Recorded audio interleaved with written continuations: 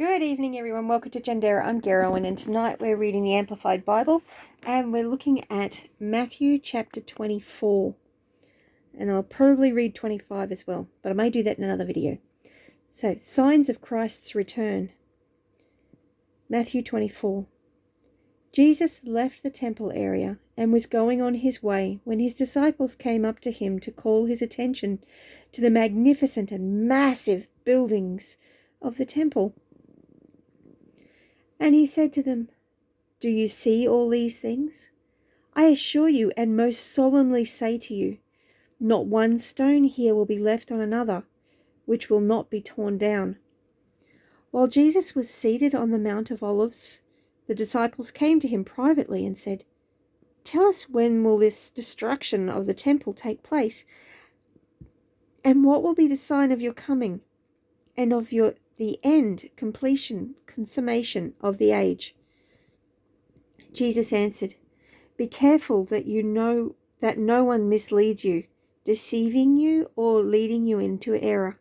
For many will come in my name, misusing it and appropriating the strength of the name which belongs to me, saying, 'I am the Christ, the Messiah, the Anointed,' and they will mislead many. You will continually hear of wars and rumors of wars. See that you are not frightened, for those things must take place.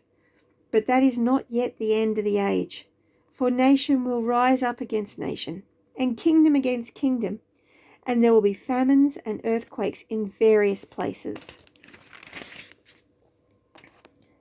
But all these things are merely the beginning of birth pangs, of the intolerable anguish and the time of unprecedented trouble.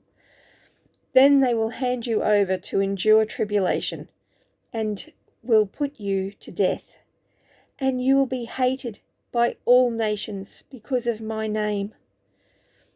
At that time, many will be offended and repelled by their association with me, and will fall away from the one whom they should trust, and will betray one another, handing over believers to the persecutors, and will hate one another. Many false prophets will appear and mislead many. Because lawlessness is increased, the love of most people will grow cold.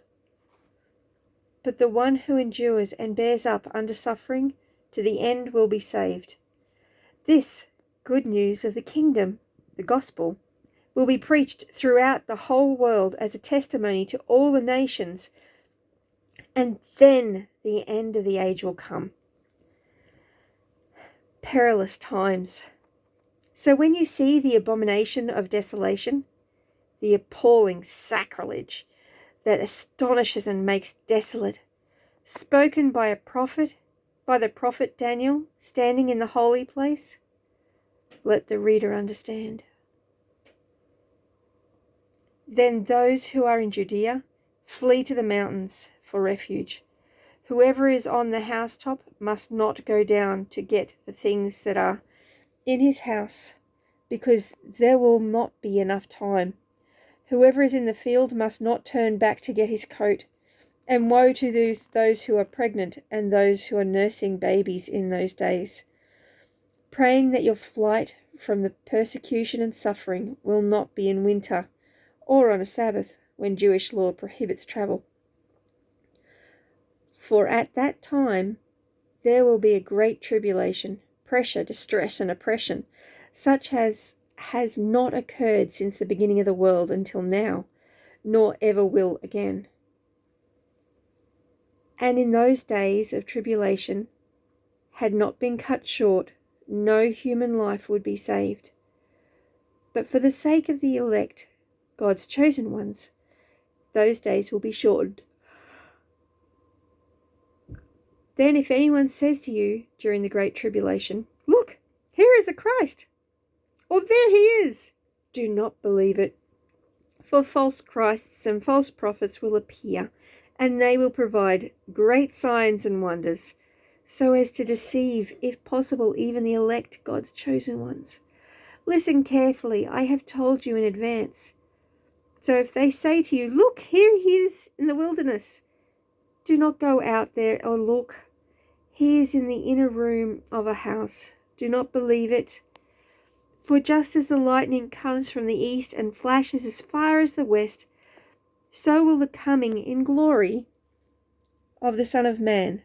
Everyone will see him clearly. Wherever the corpse is, there the vultures will flock together. The glorious return.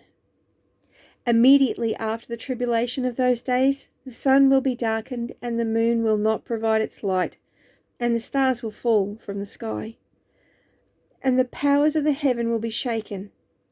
And at that time the sign of the Son of Man, the coming of his glory, will appear in the sky. Then all the tribes of earth, and especially Israel, will mourn, regretting their rebellion and rejection of the Messiah. And they will see the Son of Man coming on the cloud of heaven, with power and great glory, brilliance and splendor. And he will send his angels with a loud trumpet, and they will gather together his elect, God's chosen ones, from the four winds, from one end of the heavens to the other. Parable of the fig tree. Now learn this lesson from the fig tree. As soon as its young shoots become tender, and it puts out its leaves, you know that summer is near. So you too, when you see all of these things taking place, know for certain that he is near, right at the door. I assure you and most solemnly say to you, this generation, the people living when these signs and events begin, will not pass away until all these things take place. Heaven and earth, as now known, will pass away, but my words will not pass away. But of the exact day and hour no one knows, not even the angels of heaven, nor the Son in his humanity, but the Father alone. For the coming of the Son of Man, the Messiah, will be just like the days of Noah. For as in those days before the flood, they were eating and drinking and marrying and giving in marriage until the very day when Noah entered the ark. And they did not know or understand until the flood came and swept them away. So will the coming of the Son of Man be, unexpectedly judgment. At that time 2 men will be in the field, one will be taken for judgment, and one will be left. 2 women will be grinding at the mill, and one will be taken for judgment, and one will be left. Be ready for his coming, so be alert, give strict attention, be cautious and active in faith, for you do not know which day, whether near or far, your Lord is coming. But understand this, if the head of the house had known what time of the night the thief was coming, he would have been on the alert, and would not have allowed his house to be broken into.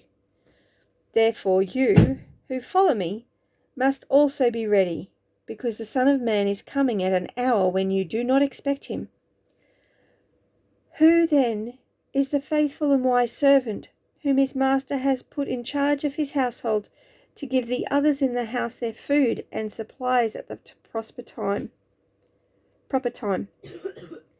Blessed is the faithful servant when his master returns and find him doing so. I assure you, and most solemnly say to you, that he will put him in charge of all his possessions. But if that servant is evil, says in his heart, my master is taking his time, he will not return for a long while, and begins to beat his fellow servants and to eat and drink with drunkards, the master of the servant will come on the day when he does not expect him, and at the hour of which he is not aware, and will cut him in two and put him with the hypocrites. In that place there will be weeping over sorrow and pain, and grinding of teeth over distress and anger.